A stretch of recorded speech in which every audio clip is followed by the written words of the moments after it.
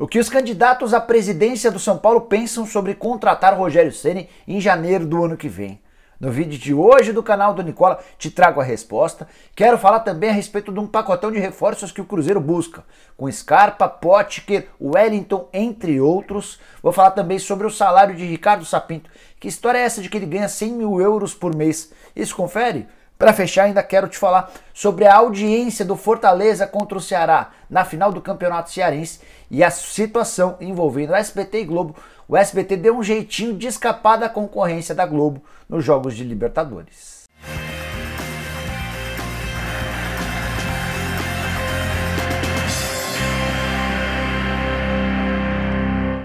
E aí pessoal, sou o Jorge Nicola, bem-vindos a mais um vídeo do canal, bem legal ter todos vocês por aqui. E antes de passar tudo que eu prometi agora há pouco, dá uma olhada nessa dica legal. Se você é daqueles que entende tudo de esporte e quer começar a acompanhar o futebol de um jeito um pouquinho diferente, tá mais do que na hora de conhecer a Betano. A Betano é uma casa de apostas presente em 5 países diferentes da Europa e que chega com tudo ao Brasil. Com a Betano você pode fazer suas apostas em qualquer dia, em qualquer lugar. É super simples e rápido.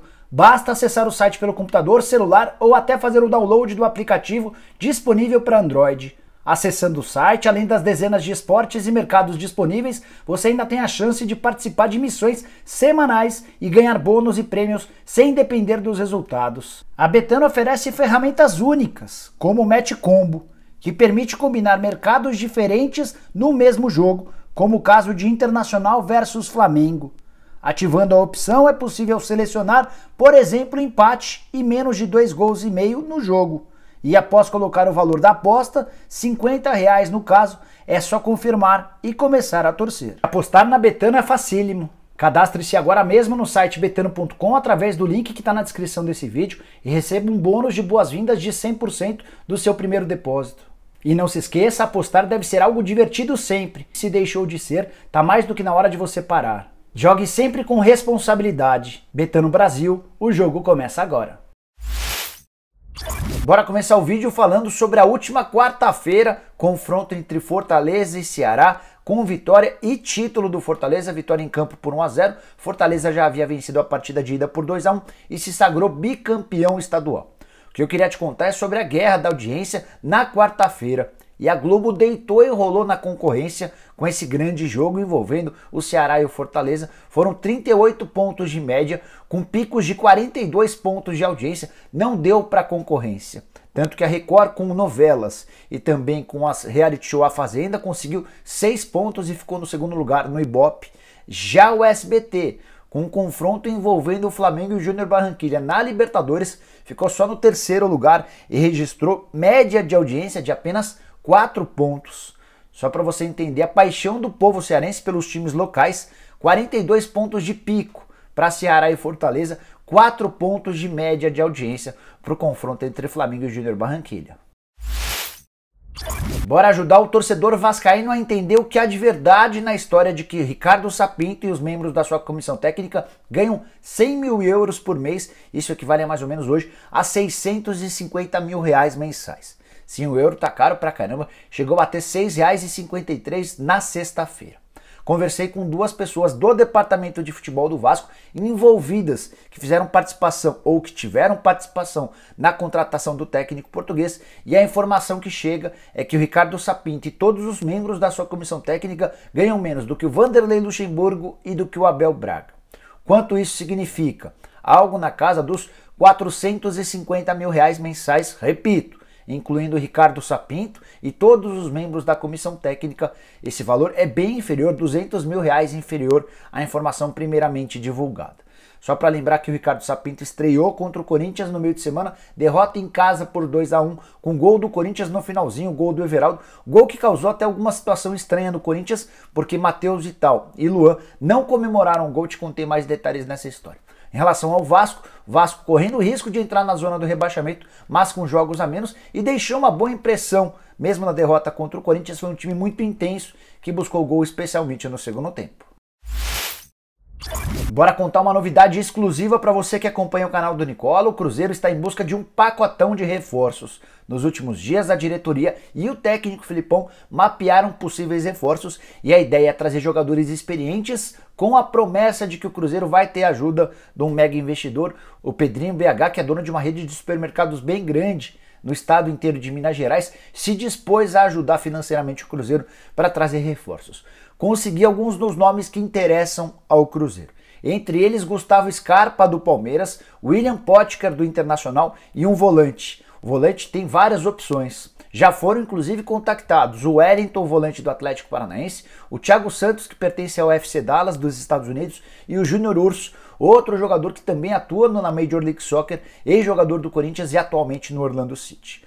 Posso garantir que as negociações com o Thiago Santos já estão encerradas, tanto o Dallas quanto o Orlando consideraram a proposta do Cruzeiro baixa. Em relação ao Wellington no Atlético Paranaense, houve um primeiro contato, o Atlético Paranaense já disse que não o libera antes de 31 de dezembro, quando acaba o contrato, e como o Furacão não topa fazer negócio, o Cruzeiro vai ser mais um dos clubes brasileiros tentando contratar o Wellington a partir de 1º de janeiro, sem gastar qualquer centavo com o Atlético. Sobre o Potker, o contrato dele com o Colorado termina em 31 de maio, o Internacional tá louco para se livrar do Potker, o grande problema é o salário. Ele ganha R$300 mil por mês, valor considerado alto para as pretensões do Cruzeiro, a menos que o Pedrinho BH participe com boa parte dos salários, dificilmente essa contratação vai sair, embora o Pedrinho tenha afirmado que está disposto a ajudar o Cruzeiro. Potker seria o jogador de velocidade para dar um pouquinho de arranque, para dar um pouquinho de explosão ao Cruzeiro, além de um pouquinho mais de experiência nesse renovado elenco cruzeirense. Ficou faltando falar sobre Gustavo Scarpa, pedido do Felipão, eles trabalharam juntos no Palmeiras. O Felipão tem certeza de que o Scarpa poderia ser extremamente útil na bola parada, nos lançamentos, seria um cara decisivo desse time.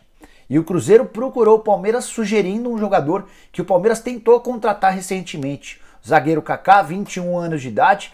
Ouvi de uma pessoa do Palmeiras que o Kaká esteve muito perto de virar jogador do Palmeiras recentemente, numa negociação que nada tinha a ver com o Scarpa. O Palmeiras entende que é um jogador rápido, de muito futuro, mas não houve acordo no finalzinho das negociações. O Cruzeiro acabou recuando e desistiu de vender o Kaká para o Palmeiras. O que o Cruzeiro faz agora? O Cruzeiro procura o Palmeiras pedindo a contratação do Scarpa e topando envolver o Kaká na negociação. Te confesso que eu não consegui descobrir se a intenção é trocar o Kaká pelo Scarpa em definitivo ou se seria apenas uma troca, mas existem conversas nesse momento envolvendo o Scarpa, Palmeiras, Cruzeiro e Kaká. Bora falar sobre a estratégia do SBT para as partidas de oitavas de final da Libertadores. Ficou muito claro que a emissora de Silvio Santos quis fugir dos confrontos contra a Globo. Nas últimas quartas-feiras de Libertadores, você deve ter notado que a gente podia assistir aos jogos da Libertadores no SBT, um jogo do Campeonato Brasileiro na Globo. E a Globo tinha levado vantagem grande, especialmente nos jogos em São Paulo, no Rio de Janeiro. Isso não acontecia, era o SBT quem mandava bem na audiência.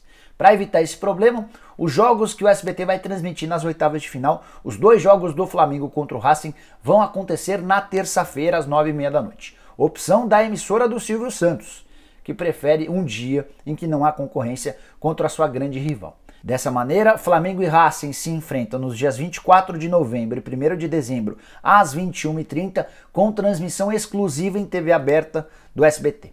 A Fox também tem direito a transmitir essa partida em TV fechada, vai transmitir no Fox Sports, beleza? Quero te contar sobre onde vão passar os outros jogos dos brasileiros nas oitavas de final, com datas, horários e quem vai transmitir. Começando com Santos e LDU, jogos exclusivos do Fox Sports, também terças-feiras, no dia 24 e 1º de dezembro, às 19h15. Confronto entre River Plate e Atlético Paranaense. O Atlético deu um baita azar nesse sorteio, né? Vai pegar um dos melhores times da América do Sul.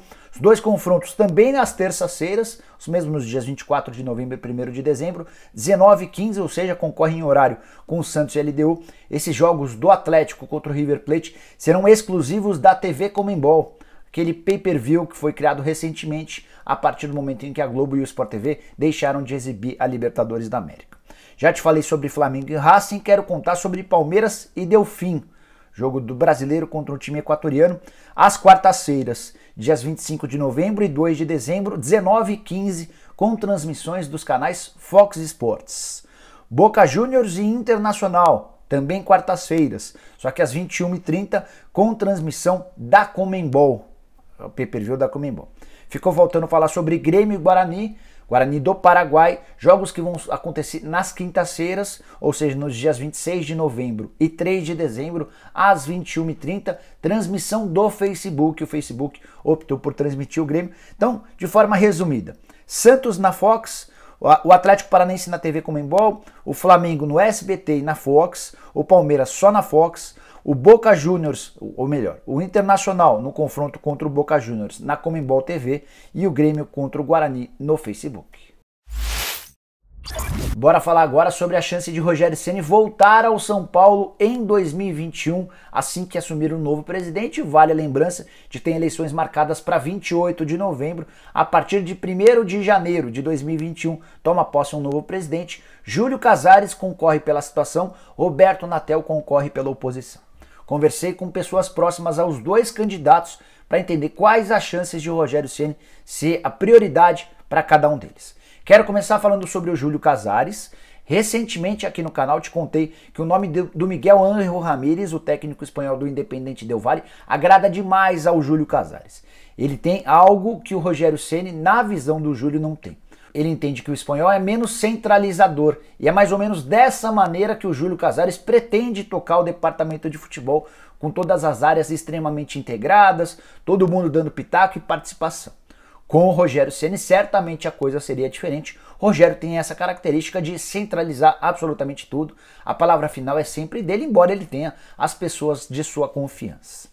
O grande detalhe é que, apesar da preferência do Júlio Casares pelo Miguel Ángel Ramírez, há dentro do grupo do Casares muita gente que defende a contratação do Rogério Ceni, até porque o ídolo do torcedor são paulino faz enorme sucesso à frente do Fortaleza. Em 3 anos de trabalho no Fortaleza foram 4 títulos, 2 campeonatos cearenses, uma Copa do Nordeste e a Série B do Campeonato Brasileiro. Isso sem falar nas boas campanhas na primeira divisão do Campeonato Brasileiro, tanto nessa temporada quanto na temporada passada.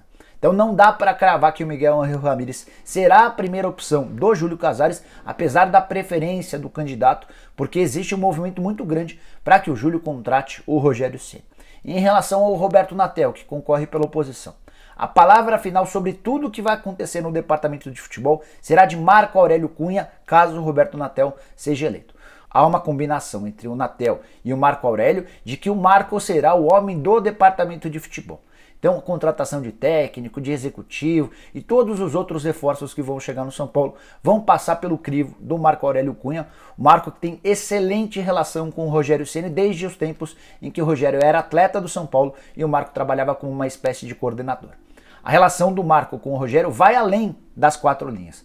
Tanto que em 2015, o então vereador de São Paulo recepcionou e assistiu a uma partida do São Paulo no Morumbi com o pai do Rogério Ceni e com as filhas dele. Dá para imaginar sim que com a chegada do Roberto Natel à presidência, o primeiro e grande nome para o departamento de futebol quando o assunto é técnico será o Rogério Ceni. Recentemente até o Marco Aurélio Cunha falou sobre essa possibilidade. Aqui no canal do Nicola separei uma frase dele, abre aspas: o Rogério Ceni será técnico do São Paulo, isso é natural.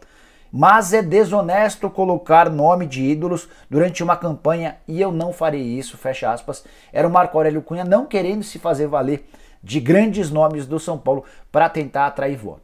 Vale a lembrança de que o contrato do Rogério Ceni com o Fortaleza termina em dezembro desse ano. É mais do que natural que o Rogério estenda esse contrato até o fim do Campeonato Brasileiro para que termine esse ciclo, mas pouco depois do título do Campeonato Cearense, conquistado na última quarta-feira contra o rival Ceará, o Rogério Ceni deu a entender que pode ter sido a última conquista dele à frente do Fortaleza e ele lamentava o fato de não terem torcedores no estádio Castelão por conta do coronavírus, não abriu para público e por conta disso a comemoração do título do Fortaleza precisou ser restrita aos jogadores, membros da comissão técnica e dirigentes. Bom, pessoal, eram todas essas as informações que eu tinha para dividir com vocês na manhã desse sábado. À tarde vou publicar uma entrevista bem legal que eu fiz com o TT, atacante do Shakhtar, que destruiu o Real Madrid no meio da semana. Ele fala sobre a relação dele com o Grêmio, fala sobre seu grande ídolo, enfim, tá bem legal a entrevista, tenho certeza que você vai curtir. Se você gostou desse vídeo, não esquece de dar um like, de se inscrever no canal, é super importante pro canal e é tão simples, só apertar esse botãozinho vermelho de inscreva-se. Aproveita e vira membro do canal do Nicola, aqui embaixo tem um botão azul escrito Seja Membro. Clica lá, escolhe um dos 5 planos e passa a ter uma série de vantagens bem legais. Beleza? Vejo vocês de tarde com a entrevista do TT. Abraço, tchau, tchau.